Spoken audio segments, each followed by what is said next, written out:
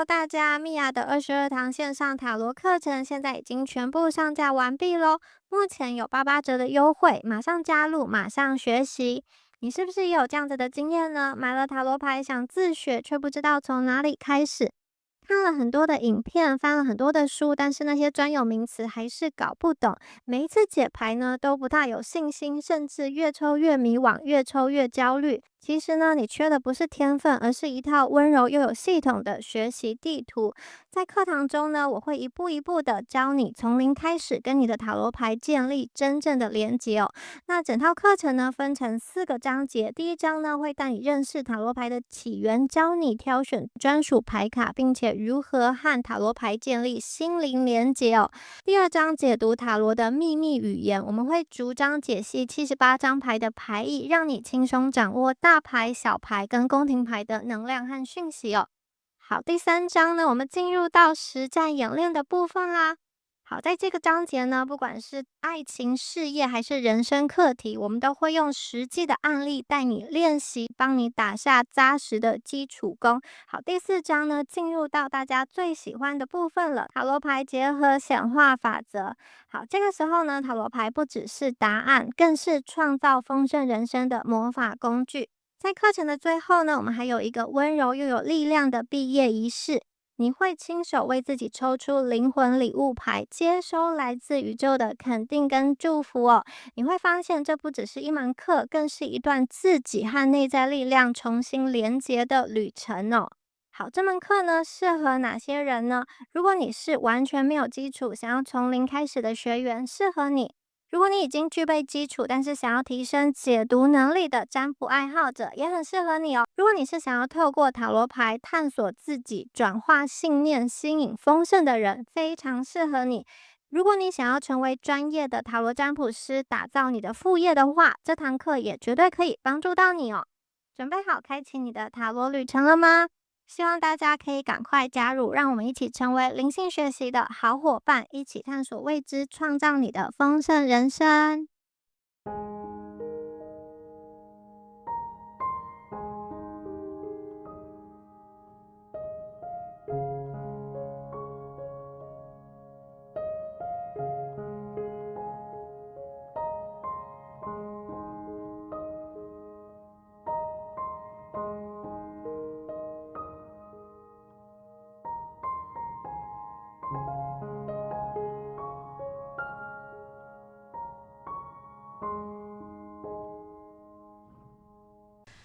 Hello，选到第一组的朋友们，大家好，我是蜜雅。那我们今天呢，要一起来帮大家看的主题是宇宙的真心话，还有关键提醒哦。好，第一组的朋友们直接来抽牌咯。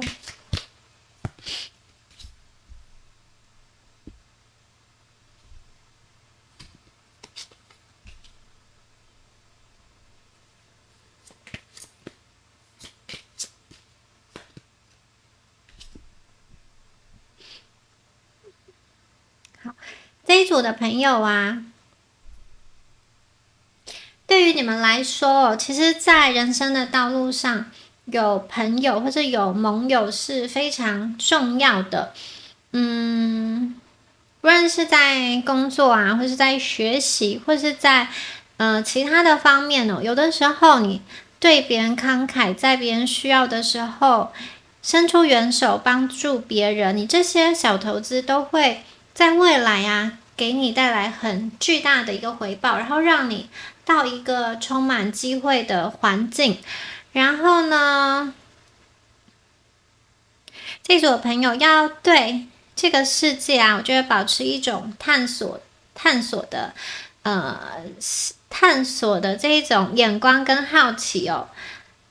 可以鼓励大家多去机会比较多的地方去看看，比如说呢，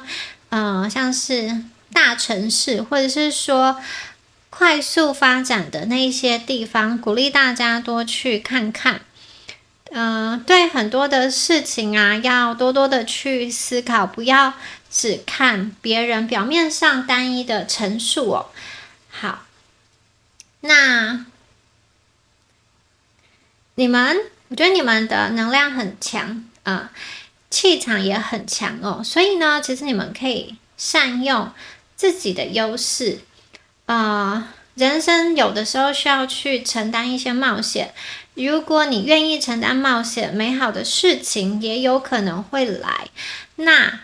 在冒险的旅途中，你可能会被拒绝，可能会被失败。有很多人不想要承受，就是被别人拒绝，或是甚至是被别人羞辱的这种不舒服感，他们可能会想要逃避。可是我觉得对于这一组的朋友来说，你们是有勇气去经历、去度过，甚至成为一方的霸主，因为你们觉得好，别人不愿意去做，或者说这些不舒服的事情，对于别人来说是很困难的。可是对于你们来说呢，你们练就了一个很坚强的心理素质，是你不害怕被拒绝，甚至不害怕别人的一些冷言冷语，但是你就可以，因为你的不害怕，因为你的跨出去，你就可以获得比别人更多的机会。你愿意承担一些风险跟不舒服，然后你会拥有更宽广的一个世界。然后宇宙提醒你们可以善用优势。如果这一组的朋友你们大概是20多岁到30多岁的时候啊，你们的时间跟你们的灵活性是你们的优势，也就是说你们可以在不同的地方去迁移、去移动、去寻找更多的机会。然后在这个时间点，你们也可以去承担更大的风险，因为就算你好不小心走错，你还是有能力、有时间可以回头，可以从头开始。但是不要去好像无知的冒风险，就是没有准备的就去冲，这个有点像是自己把自己逼入一个绝境。这里是你经过策略、经过思考之后，你愿意适度的去承担风险，来换取一个没有天花板的报酬跟回报。好，我们再继续看一下哦。魔术师，我觉得第一组朋友你们的牌很厉害耶。你们是不甘愿平凡的一组朋友。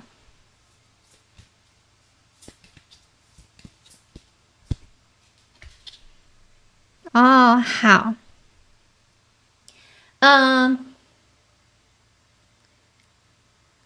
找到你的天赋所在，在这个世界上总会有一些事情你是做起来特别的顺手，比别人特别的好，然后在这个天赋上你去把它精通，要成为那个领域中的专家，前10%、前1%的人。好，另外呢，你们真的这组朋友，你们有无限的可能哦。我看见其实你们会拥有属于你们的一支军队。这个军队是什么？我觉得拥有你们的信徒，或者说追随者，信任你们的人，相信你们的人，你们的粉丝，或者是说呢，你可能会拥有就是一个为你而战的这种资本的军队，就是你睡觉之后啊，还帮你赚钱的收入来源哦，你就是他们的领导者，然后用钱赚钱，这些钱啊都是你的士兵，都是你的小卒，然后他们出去帮你赚更多的钱，去帮你打工。好，那你们其实一样哦，你们可以多多的去看看，有些地方啊，它经济增长非常非常的快，然后那里是充满了机会、经济的活力，然后也充满了竞争。然后你到那个地方生活啊，其实很适合你们提升你自己的专业，还有自己的一个个人的发展哦，因为你到那边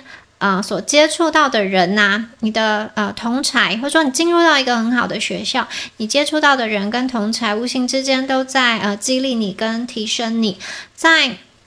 我觉得人生的时刻啊，你们会有很多的高光以及庆祝的时刻。那在这样子的高光跟庆祝的时刻，也要就是记得不要过于的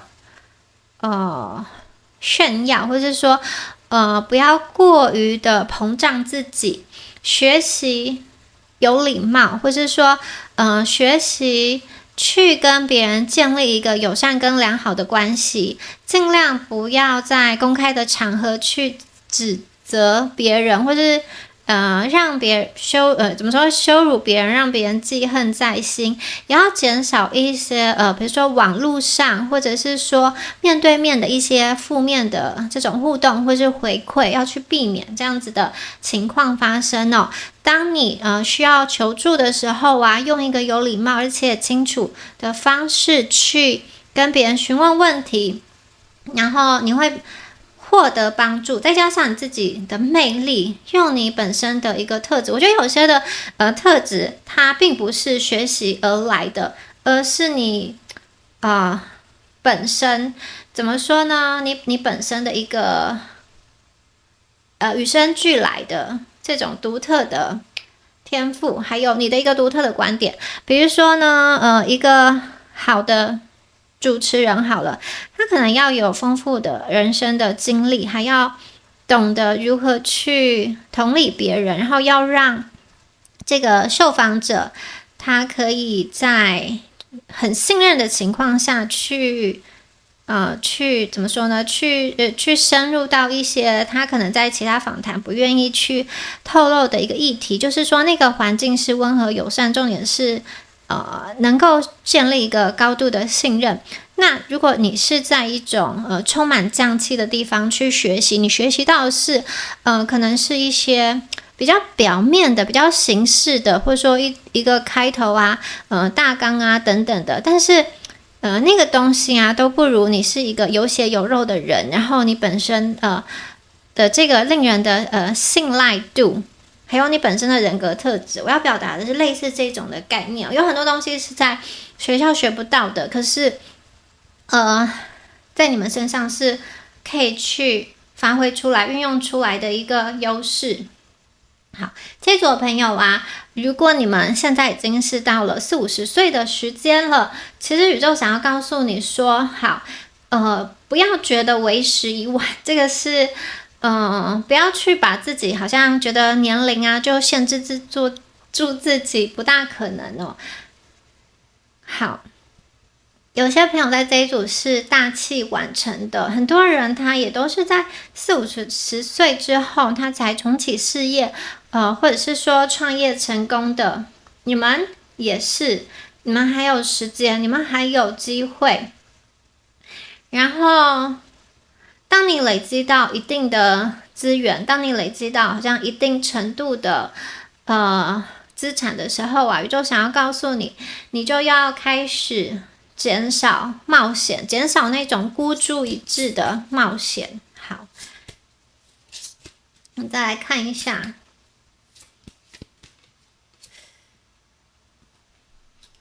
我觉得随着你们越来越成功，你们身上的担子也会越来越多。然后宇宙想要去让你明白一件事情，就是金钱啊，它只是达到目的的手段。这些金钱可以帮助你摆脱焦虑，然后让你有更多的时间自由，还有余裕去运用在你喜欢的事情上，比如说在你重视的家人，或是说花时间在你的伴侣，或者是说让你有一个心理上的安全感，这个是非常非常的珍贵的。我觉得你们一路走来啊，可能这个担子都没有放下过。你们有很多人心里其实是背负着一些责任，不只是你自己，还有关于你身边一些重要的人，甚至你就是主力的这个经济承担者。我觉得你们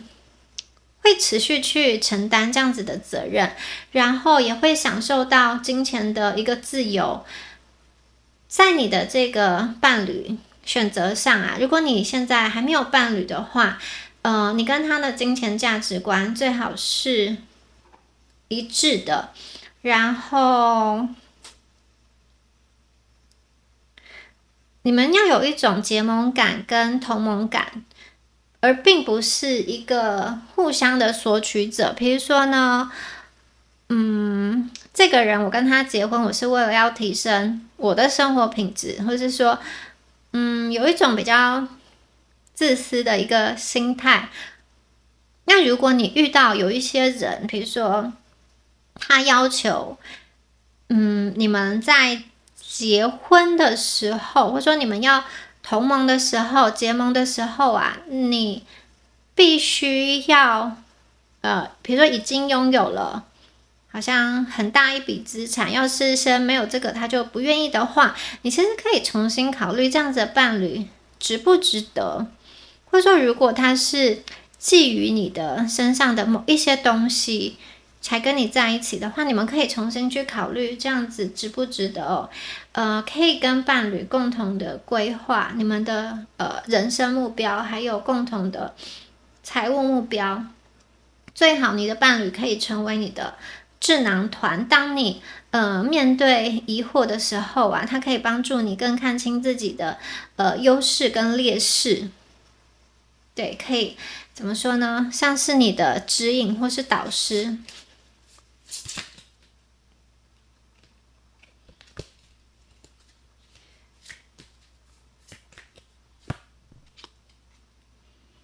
圣杯9。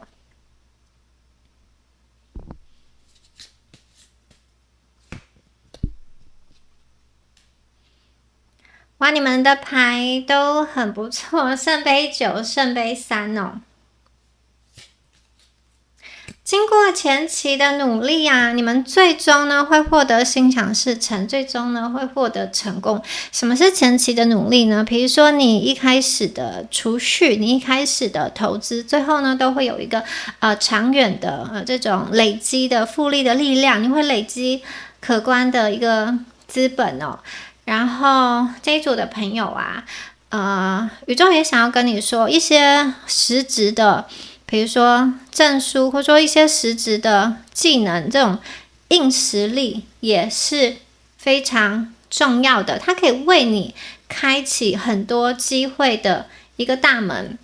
好，如果你在生命中还在犹豫的话，你可以比如说在你拥有主业的时候，你可以多多去尝试不同的副业，用来探索，就是这个副业可以当做你是探索一些新的方向。但是你一旦确定了找到你真心所想要做的事情的时候，就要全力以赴，全力的去做。那友谊这部分呢，其实前面有说，在你们人生的旅途中，要跟别人友善的去结盟，然后提供别人帮助。特别是刚刚有提到嘛，就是请你们到一些比较好的，不管是学校圈子或是城市等等的，在那里啊。会遇到比如说跟你有相同目标、相同梦想、彼此可以激励的人哦，你这个时候帮助他，未来呢，他那边会有更多的机会跟资源流向你。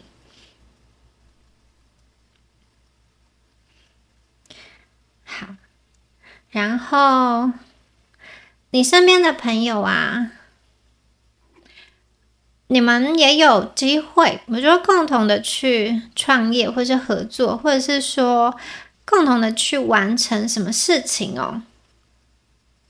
投资在人际关系这方面也是非常非常重要的。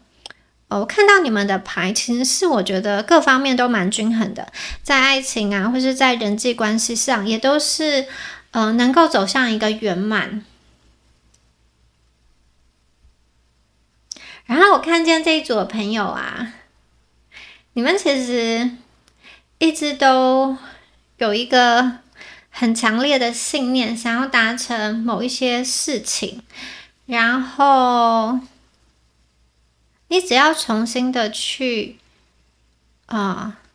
校准你的目标，就是你现在心心念念的这件事情，究竟对你人生的下一个阶段，你的3年、你的10年有没有帮助呢？有的话，你就继续好像专注在这件事情上；没有的话，你就要重新的校准目标。好，然后这一组的朋友啊，我觉得很多人你良好的一个婚姻啊，或是感情的关系，它其实是可以帮助你更快速的建立财富，因为你们两个就会是一支强大的团队，不管你们是如何运作的，如果你们在这个财务的目标，或者是花钱的方式、赚钱的方式、收入跟支出的这些模式达成一致的话，你们会是一个很强大的军队，然后迈向心想事成的能量。好 ，Hello， 想到第二组的朋友们。好，我是蜜雅。那我们今天呢要来看的是宇宙的真心话跟提醒哦，然后跟大家说一件很神奇的事情哦。其实我在录第二组的占卜的时候，这是我重录的第3次，前2次呢都没有声音。然后我在测试的时候都是测试好的，可是实际录完之后才发现都没有声音，所以这次是第3次。我觉得第2组的朋友啊，有什么东西在阻碍你们？其实你们应该是可以比现在更好，就是说我觉得你们现在的这个状态啊，其实是有一点点委屈，或者说其实你们有一些光芒跟能量是被好像盖过，还是被压住，有一些人或者说有一些不好的能量，它在阻碍你去接触到很重要很宝贵的讯息哦。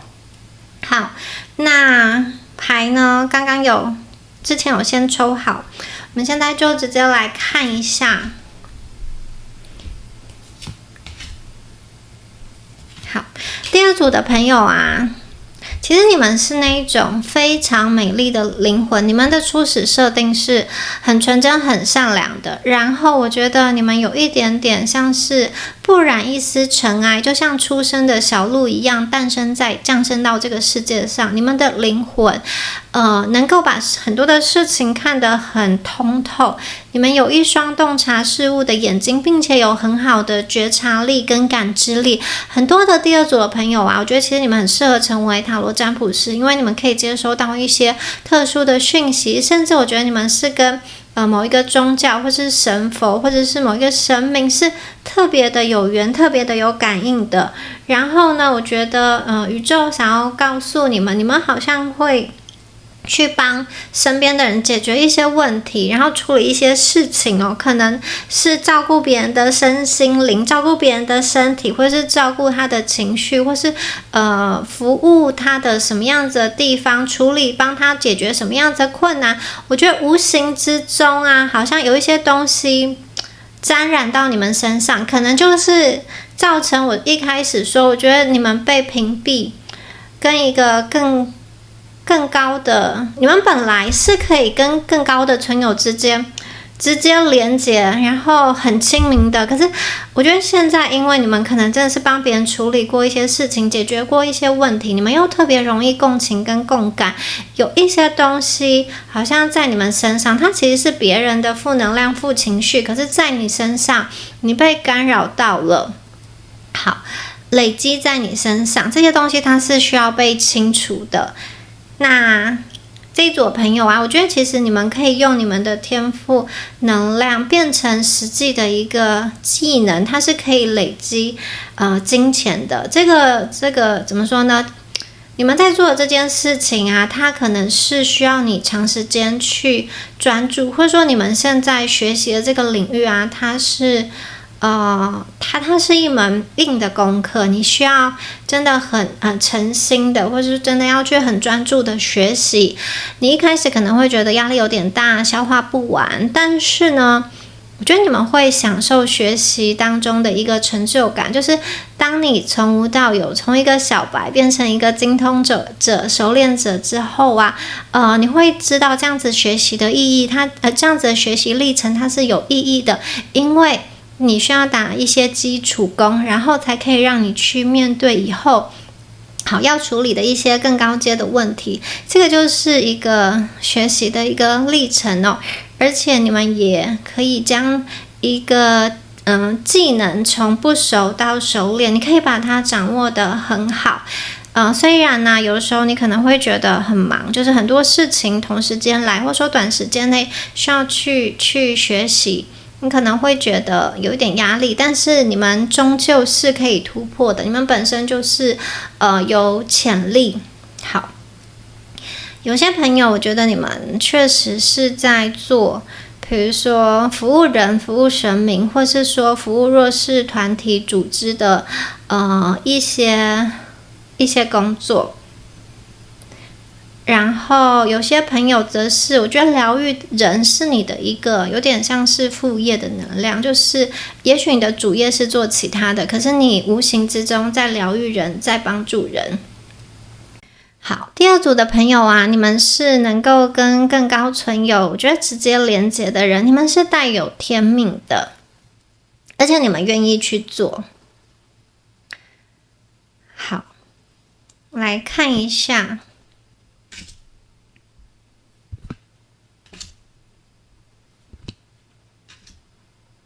其实呢，在抽牌的时候就有感受到，你们的人生呢，其实走来是比别人不容易，或是说有一些辛苦。虽然表面上风平浪静，其实内在你们默默的承受了很多，有很多的苦，你其实是往心里吞的。你看哦，宝剑9跟宝剑3，总共有几把宝剑？总共有12把宝剑，而且我觉得这都是不同的事件的累积哦。好像很多的事情需要担忧，很多的事情需要烦恼。你们的人生啊，可能经历过不止一次的这种挫折，这个挫折不是很小的，而是我觉得是大风大浪，甚至是要把你灭顶的那种挫折感。好，有一种不知道明天我会在哪里的一种绝望感，但你们终究我觉得会站起来哦。很多的朋友，其实你在感情是有受挫的，你在这种情感的经验中是有好像深深的被伤害的记忆哦。不论你心里有没有忘掉这件事情，我觉得你其实身体是记得的，你身体背负了很多的东西，有的时候记忆已经遗忘了，可是你的身体它会用痛的能量去唤醒你，或是记得，就是你把那个能量储存在身体里，也许到了某一个特定的时刻，可能是几月几号，或者说经过类似的场景，你的身体就会无来由的紧张、害怕或是疼痛，你知道吗？你的身体是记得的。我觉得可能因为你去帮别人解决一些因果，或是处理一些事情，或是你背负的责任很多，你有一点点身心灵其实生病了。你有的时候会觉得很难过，有的时候会觉得就是很迷茫，但终究你们再站起来。宇宙想要告诉你说啊，你们不要太去钻牛角尖或是完美主义哦，有时候能够把自己顾好，就是一件非常不得了的事情哦。你们身上有那种我受伤，我仍然继续前进那种打不倒的战士的能量。你们还可能会把男女之爱啊化成一种大爱。会把一种世俗之间的小情小爱上升到一个很高的层次，用你的爱去关怀这个世界，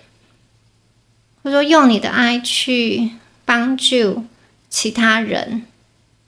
它不一定是人，也许它是植物，也许它是环境，也许它是其他的生物等等的。好。宇宙想告诉你啊，不论面对生命中什么样子的起伏，请相信自己的直觉跟判断力。你的直觉跟判断力是一个很好的指引，而且我刚刚说过嘛，你们可能不小心被屏蔽了，不小心是被一些负能量干扰，你一定要给自己好好的休息的时间，甚至是身体的这个伤痛，你可以透过按摩、律动，或是用其他的方式去大自然这种健行行走，把这个身体的痛去抒发出来，或是用干净的这种水净化自己身体哦。好，宇宙想要告诉你说，你的直觉会引领你走向对的道路，你只要相信宇宙的那个方向，你心里直觉的方向，并且愿意臣服于这个更大的造物主，臣服于宇宙的话，其实你们最终会获得平静跟安详。你们的内在有一个很丰富的智慧的宝库哦，往内挖，你们就会看到惊喜的一个结果。好，战车牌哦，跟圣杯五，你们其实有2股力量在身体拉扯，这个就是我刚刚说的，有一种东西好像阻碍跟纠结，让你没有办法去达到一个更好的位置。其实我觉得你们的光芒没有100%的发挥出来，你们的能力也没有哦。你们可以开发的潜质，可以发掘的这个就是隐藏在你底下的东西还真的很多很多。我觉得可能你是被过去自己跟自己的某一个契约给阻碍了，也许你自己过去说我不可能，或是不相信自己，也可能这个是来自于周遭其他人的不认可，好，阻挡了你往前走哦。但宇宙呈现在这边啊，想要告诉你说这个阻挡不是永久的，你终究可以跨过去。不论是跨过去、绕过去，还是打碎你眼前的这个障碍，这个石头，你们终究，你们不会被困住的。主教牌，圣杯4，还有权杖6。这一组的朋友，你们很有趣哦。你们会成为灵性上的修行者、导师，然后很有智慧的存在。这种传道授业解惑啊，去教导别人，成为别人智慧力量的一个来源。有一种这种修为存在，但同时啊，你们既出世又入世。你看哦，你们有成功这张牌哦。好，这张牌呢，我觉得这个女生呢，她有一点这种野性之美。你们前面说过，打不死的战士，负伤前行的战士，到最后你们获得全面的成功。这个成功呢，我觉得它是一个经历了很多之后得到的成功。你们是漂亮的玫瑰，鲜红的玫瑰，你身上带刺。我觉得你们有一种很强烈的这个气场，是我已经经历了这些，我现在变得很强大，我可以很强大，但我也可以很温柔，要看我今天面对的是谁。好，如果我今天面对的是一个这种对我不怀好意的人，甚至是说敌人的话，你们绝对可以就像这张牌双手叉腰一样，直挺挺的站在他面前哦。但我觉得如果你今天面对的是一个这种比你迷茫或是一个很弱势的人，你可能又会像主教牌一样循循善诱啊，告诉他你应该往哪里走。我觉得这组的朋友，你们可以在这2个角色之间切换自如。那要怎么达到呢？其实来自于圣杯4的这个沉思沉淀，或是说给自我对话的一段时间哦。好，往内修、往内求其实是很重要的。不管你过去发生什么事情啊，宇宙都想要告诉你，不要让过去发生的事情去阻碍你跟定义你哦。好，那如果你现在处于某一个撞墙期的话，宇宙想要告诉你，你其实可以到达一个新的境界，不要让生活琐事去消耗掉你的时间跟能量，使你偏离正轨。你要静下心来去想，与其一直在某一个状态中停滞、挣扎、困惑、徘徊，不如集中精神、集中心力，把时间放在往后看，说未来新的计划，或者是更全面的一个进攻哦。宇宙想要告诉你们说，你们并不是被动的随波逐流，而是你是生命主动的创造者，主动的一个主宰者。好。然后担忧跟恐惧，或者是说不满跟嫉妒，都可能会阻碍你内在的平静跟智慧哦。其实别人的事情没有那么重要，不如去保守好你的心，保守好自己内在的宁静跟智慧。你要走的其实是属于你自己的道路，就是这条道路只有你自己可以走，在成为你自己这件事情上，没有人可以比得过你。所以这一组的朋友啊，不需要跟其他人比较，你们拥有强大的直觉力，你们其实可以连接到很多独一无二的讯息哦。好，那你也能够有能力去连接宇宙的祝福，所以你要去开启这项能力，并且接收这个能力哦。我觉得你脑海中可能会有各种不同的灵感涌现，当你愿意去使用并且开启这样子的能力之后，一旦你们内在信念被重新编码之后，其实你们会回想起你们当初一开始降生在这个地球上的一个任务是要做什么。你会看见原来那个最初始设定的你自己很多的遗忘的记忆，你都会想起来，或者说你的身体也会想起来，自然而然的就会想往哪里走，想做什么事情，去接触什么样子的人，然后看清楚哪一些地方是未来的机会所在，哪一些地方是危险需要避开，顺着这个流动，你们会流往更大的存有跟更大的智慧。好，恭喜选到第二组的朋友，我觉得很多的你们是适合作为塔罗占卜师的。好，如果你想要学习塔罗课程的话，也欢迎加入米娅的线上塔罗课程，可以一起成为灵性学习的好伙伴。我们下次影片见咯，拜拜。第二组的朋友，Hello， 选到第三组的朋友们，大家好，我是米娅。那我们今天呢，要一起来帮大家看一下宇宙的真心话，还有宇宙想要跟你们说的一些提醒哦。首先呢，我们来对应一下第三组朋友你们的一个能量哦。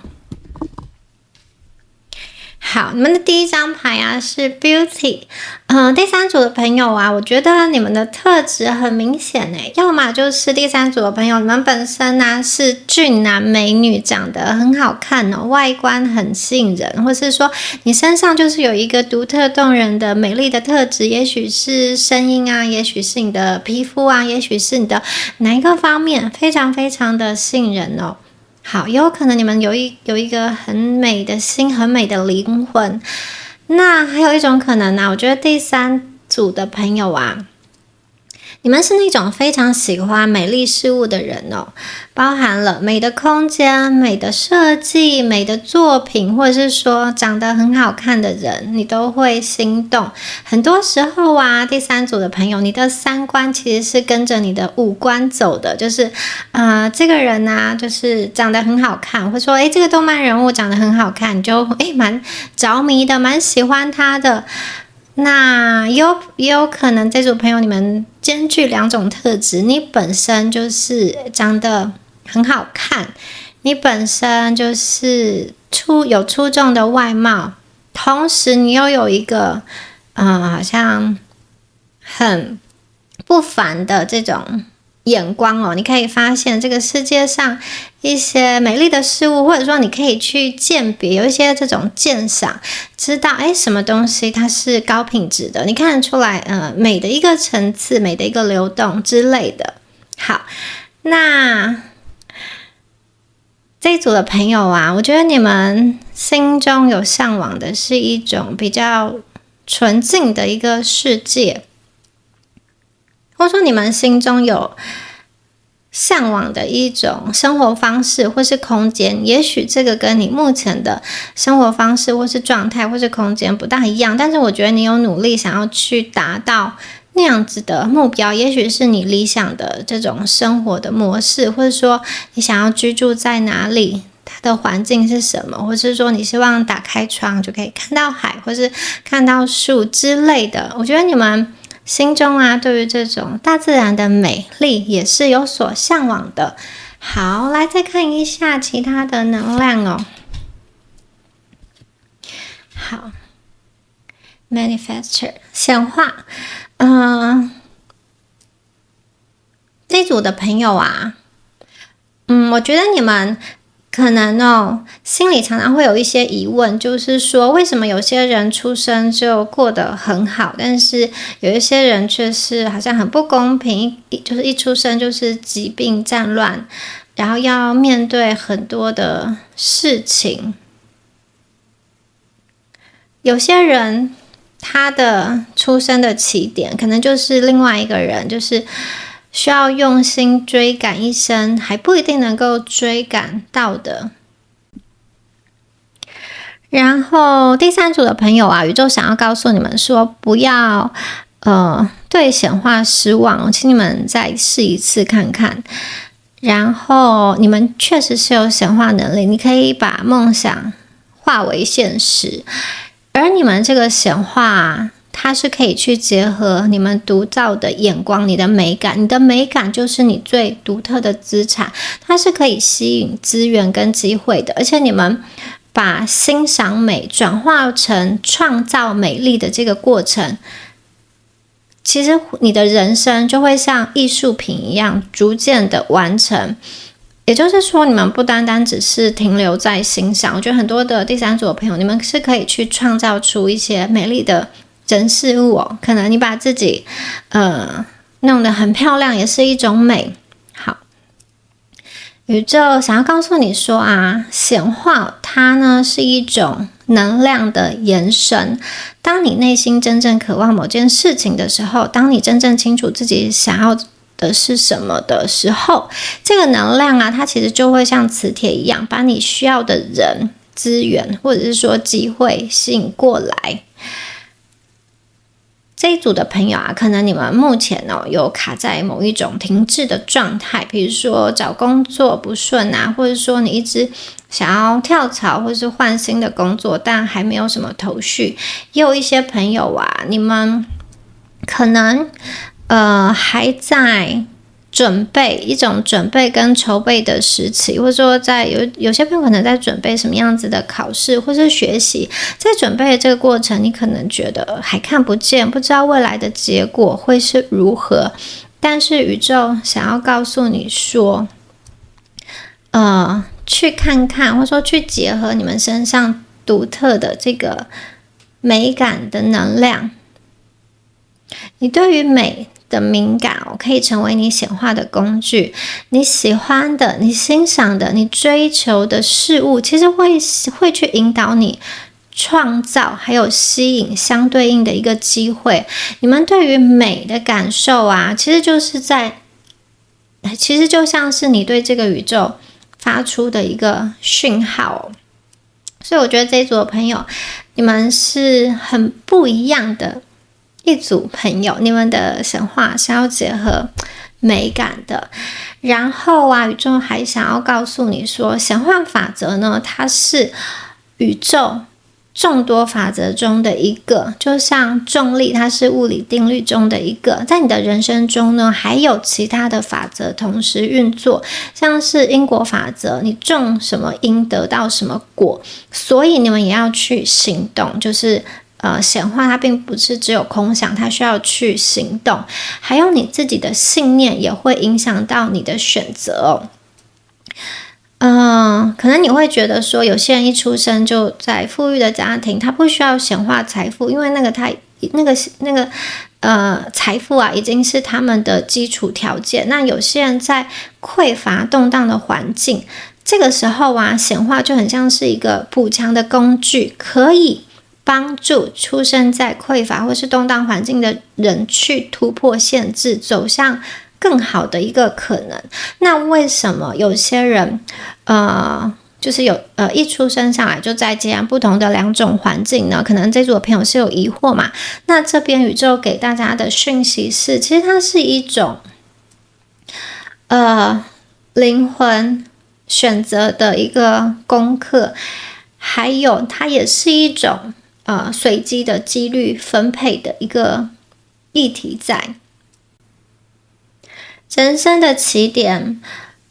并不公平，但这个不是惩罚，也并不是毫无意义的，有点像是宇宙把不同的考卷发给不同的人，有的人拿到资源充足的考卷，但是他仍然有其他的人生议题，他是需要去解答的。那有些人拿到一开局好像是困难重重的考卷，但是这当中呢，他也是具备不同的资源跟机会，但他可能不是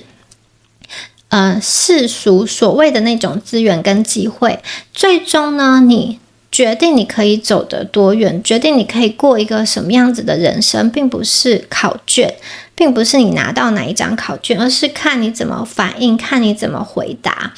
好，你的灵魂在投胎前，他可能选择了某些经历，他是为了学习某些特定的课题来到这一世。有的灵魂选择富裕，学习如何善用资源，那有的灵魂他可能选择了困境，他想要学习如何在缺乏中去找到力量跟爱。所以呢，即使在一个比较艰困的环境中，也不代表你这个人是毫无价值的，而是在这当中有一些潜在的成长的任务隐藏在其中，是要大家去解开的。好，那我们继续看一下这张牌啊，就跟显化的能量其实是继续延伸好，这张牌 Invitation 里面呢包含了很多的讯息你看美丽又重复了，还有喜悦啊、希望啊、有趣啊、仁慈啊等等的，其实很像是一个宇宙的邀请函，提醒大家这些东西都是宇宙要给你的一个体验，希望、有趣、冒险，然后内心的平静。所以宇宙希望你一起去经历跟进入，保持内心的平静，欣赏生活的美丽跟美好，还有接纳生命中的喜悦跟爱。也就是说当你愿意打开自己去接收生活的邀请的时候，其实第三组的朋友你会看到更多的可能可能你们有机会在一个课程或是工作坊或是什么样子的学习当中，或是怎么样子的机会去遇到新的朋友。当你愿意放下戒心，享受当下的时候，其实会有意想不到的合作机会出现。有些朋友如果你是在做这种个人工作室或是跟美有关的一些行业的话，宇宙想要告诉你，勇敢的去行动，你的心会找到回应。还有，你不要去否认你身上的一个特质你的特质其实就是你的超能力，你的敏感。不只是赏心悦目而已，它是一种磁场，对，它会吸引到相关的资源跟机会来到你们的生命中。再来看一下，哇，同样的讯息又出现了。好，这一组的朋友不要觉得梦想看起来遥不可及，只要你去敢做梦，只要你敢梦，它其实就有实现的可能。比如说呢，有些朋友你可能一直想要创立自己的一个品牌，但是你觉得不知道怎么做，或者是说你觉得太困难了，那宇宙想要告诉你，不要害怕，你需要先去行动，先有第一步。宇宙会帮助你找到突破的道路，可是你要先去相信自己，先去行动起来。好，美丽这一组的朋友，你们抽到了很多就是美丽相关的元素的能量那很可能有些朋友你们的这种工作是要对外的嘛，就是把自己打扮的很光鲜亮丽，或者是说，别人看到你，你是需要有一个形象在的，或者是说，我觉得你们天生有些人就是天生有巧手，知道怎么样子布置，或者说知道要怎么拍照，别人拍的时候可能就是一塌糊涂，可是你们随手一拍啊，都很像是哇很漂亮，可以上杂志的这种照片，对不对？你们有发现自己独特的魅力吗？美它并不是一个外在而已，它是你跟世界互动的方式。我觉得你们是可以用这个美丽美感去装点环境、作品，甚至是你的人际关系。你们的美丽美感其实正在创造某一种吸引力哦。你的美感会帮助你去建立影响力，然后会去吸引到支持你的人跟资源。这张牌其实再一次强调前面的讯息，然后顺应自然的流。比较想要告诉第三组的朋友，有时候你不需要用力的掌控每一件事情，顺应当下的流动，接受生活给你的安排，也是一种力量。信任过程，当你放松对结果的执着，其实能量会以更顺畅的方式支持你。有些朋友，可能你在某件事情上，你想要在每一个细节上都做得很好，或者是说尽可能的据理力争。宇宙想要说的有点像是，究竟你的目标是什么呢？可能你花了很多时间，你去争取了，但确实是争取了，但是这个过程你舒不舒服嘛？如果它是不舒服的，然后争取到的又好像很少，不值得你花费这么多的心力的话，有些东西它其实可以放手。为什么呢？因为你比怎么说呢？你比这个不公平，你比这个不舒服更加的重要。你的心灵安定跟平静跟祥和是比这件事情更加的重要。有的时候你们需要放松一点。有的时候我觉得你们要把注意力更加的放在你觉得美丽、你觉得开心的事情上，而不是会让你纠结跟烦躁的事情上。可能你会觉得你不去掌控就会有一些纰漏，或者说你不去掌控，我这边不去盯着，然后你就有什么样子可能利益的损失。但是你们在就是运用美丽这边我觉得你创造的东西或是你得到的会远远的超过你们那个就是放手的小小的损失。有这样子的讯息在。有时候有些东西，特别是让你不舒服的东西，你真的需要去放手，不管它是一段关系、一个这种争执点，或是一个什么样子的事件哦。好，顺应宇宙流动的智慧。你们旧的模式需要脱落，才能够迎接新的开始哦。当你顺应内心跟宇宙的流动，其实你的梦想是可以逐步落地的。你不需要去羡慕别人哦，因为这一组的朋友，你们的美感就是你们最强的工具，真的好好的去运用，把人生设计成属于你自己的精彩作品，属于你自己独一无二的作品。你们真的是有这样子的能力在的。好，我们再来看一下。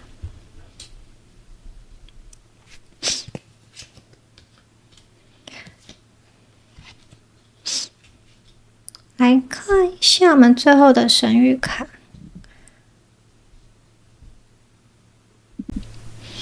好，第一张牌哦 ，Milk Moon Witch。Watch as the tides turn in your favor, weaving the waters within and conjuring unspoken desire。好，这一张牌呢，有一点像是留意一下哦，其实现在的这个水流的方向正在转向有利于你的方向，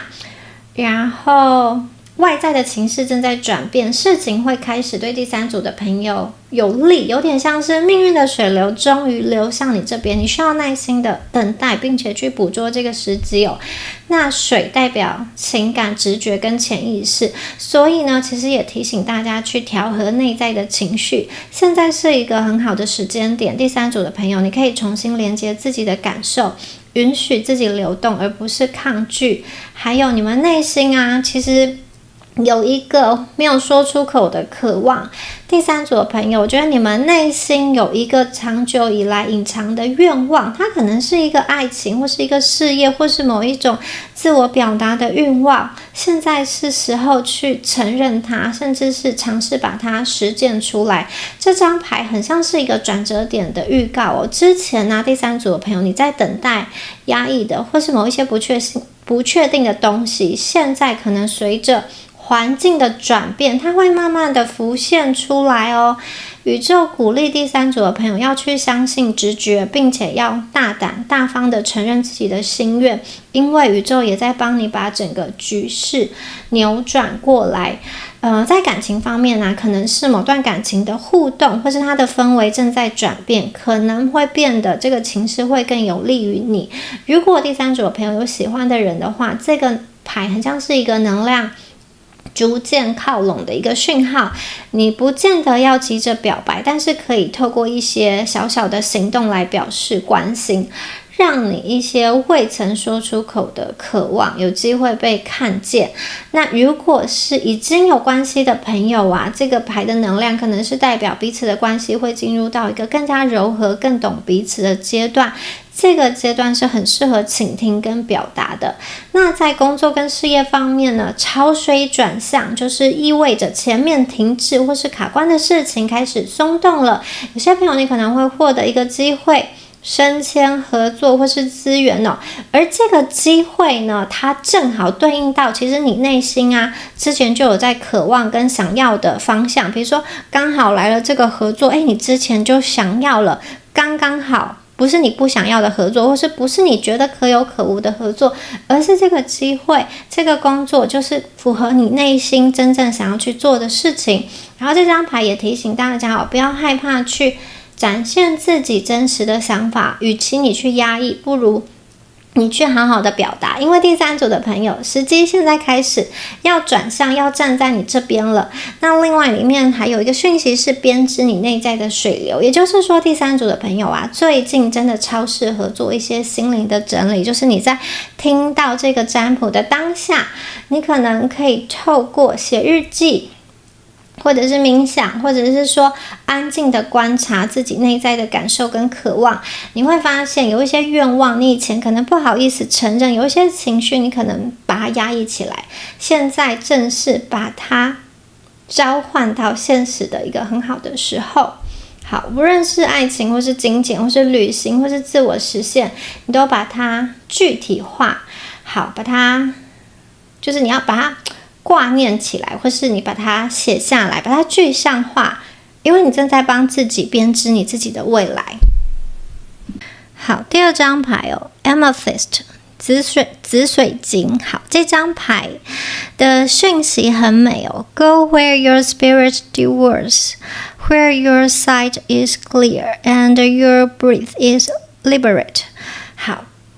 去找到你灵魂真正的安居之处，在那边呢，其实你们的视野会越来越清晰，而且你的呼吸，就是你的存在，会觉得非常的自在。紫水晶啊，它通常跟灵性或者是清晰的直觉，还有心灵平静有关这句话其实在提醒第三组的朋友，不要勉强自己待在会让你感觉到窒息或是很迷惘的地方，无论是环境、人际关系或是生活的状态，而是要走向让你感觉到自在的地方。宇宙也会用紫水晶的能量来帮助大家，因为前面就是要顺着流动嘛。当你真正找到适合你的道路的时候，你会发现你的判断力更清楚，不再会被混乱或是杂音所困扰。就像紫水晶的能量，它其实可以帮助人真正的看清楚本质。宇宙就是要帮助你去看清楚一些事物的本质。然后还有这个呼吸自在，在解放放松了，它其实是一个身心灵放松的讯号。究竟哪里，你跟哪些人在一起做哪些事情的时候，你觉得你可以自在的做自己呢？这个就是第三组朋友你们灵魂的答案哦。那在日常生活上，宇宙想要给你的提醒就是，不要留在一段让你觉得绑手绑脚、不能够自在表达的关系，要找一个你能够觉得轻松呼吸，然后相处自在的关系。工作上也是，如果你的工作充满了消耗跟压抑，你需要去转向真正能够让你发挥的领域，或者是说一个环境，它是能够让你觉得比较舒畅的。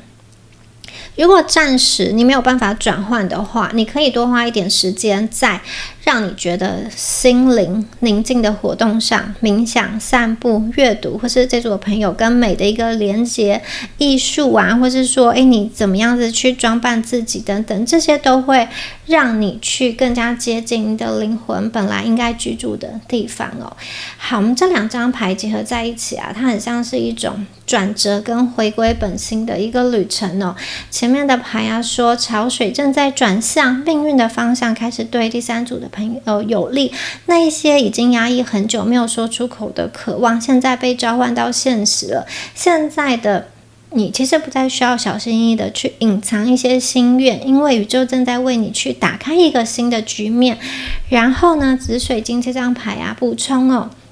当潮水推着第三组的朋友前进的时候，请记得走向灵魂真正可以安居乐业的地方，因为唯有去到那里，你的视野会变得更加的清晰，你的呼吸也会更加的自在放松。所以这张牌提醒大家，当你的归属感不在于外在的期待，而是在于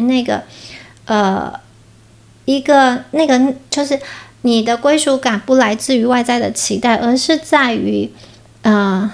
能够让你自在安心并且真实的做自己的状态里的时候，你其实就更大程度的可以掌握自己的心，而不是被外在的状态所掌握。所以现在是一个命运转向的关键的时刻，对第三组的朋友而言，你会得到机会，也会被推向新的方向。选择权在你的手上，你们是要留在压抑的环境中，还是要勇敢的走向灵魂真正想要的生活？这两张牌一起出现，很像是女巫的潮水将你们推动，紫水晶的能量则在引导第三组的朋友找到灵魂安居乐业那个清晰所在的地方哦。你们现在要做的是专注在清理跟释放，这样子新的机会来临的时候，你就可以马上去迎接。那这张牌出现在结尾，它是一个很重要的提醒，你们所经历的一切，不管是潮水的转向，或是寻找灵魂的归属，最终都会指向蜕变。就像蛇一样，你必须脱去不再适合你的旧的皮，才能够展开全新的旅程，褪去一个旧的面貌。这个过程可能会有一点点不舒服，但是这个不舒服它其实是新开始的前奏，所以不要害怕放手。你放手，你失去的只是不再属于你的部分，每一次的释放都是在为新的能量腾出空间，你正在迎接一个崭新的自己哦。